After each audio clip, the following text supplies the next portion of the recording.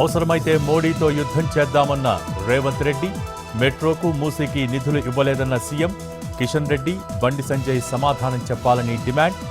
బీహార్, గుజరాత్కు తప్ప మన రాష్ట్రానికి ఏమిచ్చారని ప్రశ్న.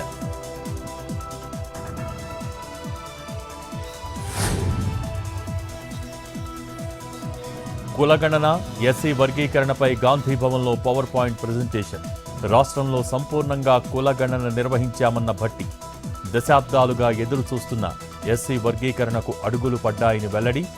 ఈ దేశంలో విప్లవాత్మక నిర్ణయాలు తీసుకున్నది కాంగ్రెస్ పార్టీనే అని కామెంట్.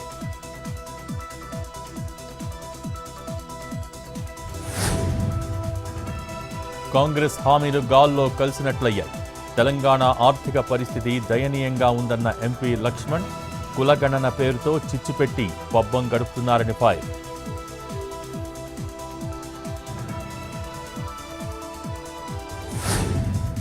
సొంత పార్టీపై ఎమ్మెల్యే రాజాసింగ్ సంచలన వ్యాఖ్యలు.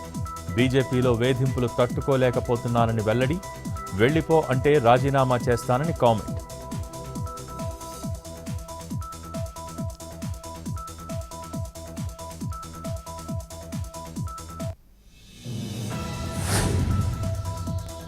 వంశీ అరెస్టుపై స్పందించిన మంత్రి బాల వీరాంజనేయ స్వామి. ప్రభుత్వం అక్రమ అరెస్టులు, కక్ష సాధింపులకు పాల్పడటం లేదని వ్యాఖ్య. వైసీపీకి ప్రజలు బుద్ధి చెప్పినా నేతల పరిస్థితి మారలేదని విమర్శ.